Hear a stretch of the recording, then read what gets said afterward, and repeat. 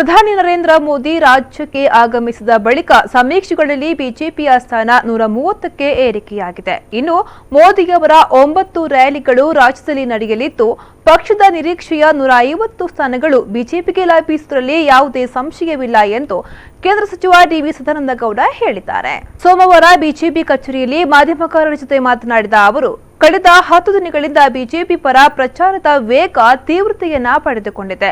ಪ್ರಧಾನಿ ಮೋದಿ ಜಿಲ್ಲೆಗೆ ಪಾದಾರ್ಪಣೆ ಮಾಡಿರುವುದು ಇಲ್ಲಿನ ಮತದಾರರಲ್ಲಿ ಸಂಚಲನವನ್ನ ಮೂಡಿಸಿದೆ. ಸಾಮಾನ್ಯವಾಗಿ ನರೇಂದ್ರ ಮೋದಿ ಭೇಟಿ ನೀಡಿದ ಬಳಿಕ 2-3% ಮತಗಳು ಏರಿಕೆಯಾಗುತ್ತದೆ.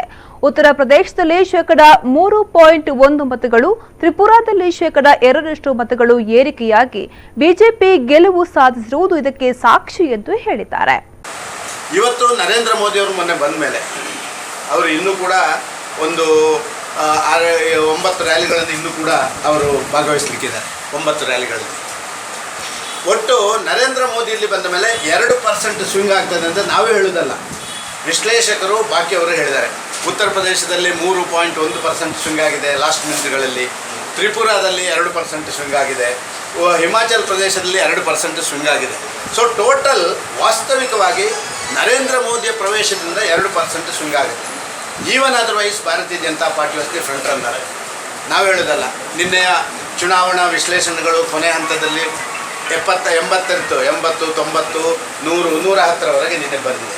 +2% ಅಂತ ಹೇಳಿದರೆ it goes nearly 130 without any hesitation. 130 ಸ್ಥಾನಗಳಿಗೆ ಕೊರತೆ ಆಗದ ರೀತಿಯಲ್ಲಿ ಈ ಚುನಾವಣೆ ನಮಗೆ ಬರುತ್ತೆ.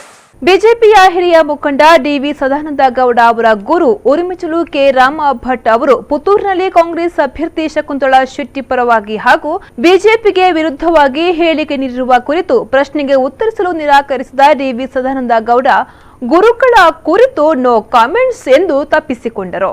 ಈ ಸಂದರ್ಭದಲ್ಲಿ ಬಿಜೆಪಿ ಮಂಡಲ ಅಧ್ಯಕ್ಷ ಚನ್ನಿಲಾ ತಿಮ್ಮಪ್ಪ ಶೆಟ್ಟಿ, ನಗರ ಮಂಡಲಾಧ್ಯಕ್ಷ ಜೀವಂದರ್ ಜೈನ್, ಜಿಲ್ಲಾ ಪಂಚಾಯತ್ ಅಧ್ಯಕ್ಷೆ ಮೀನಾಕ್ಷಿ ಶಾಂತಿಗೋಡು, ಮಾಜಿ ಶಾಸಕಿ ಮಲ್ಲಿಕಾ ಪ್ರಸಾದ್, ಮುಖಂಡರಾದ ವಿಶ್ವೇಶ್ವರ ಭಟ್ ಬಂಗಾರಡ್ಕ, ಗೋಪಾಲಕೃಷ್ಣ ಹೇರಳೆ ಹಾಜರಿದ್ದರು.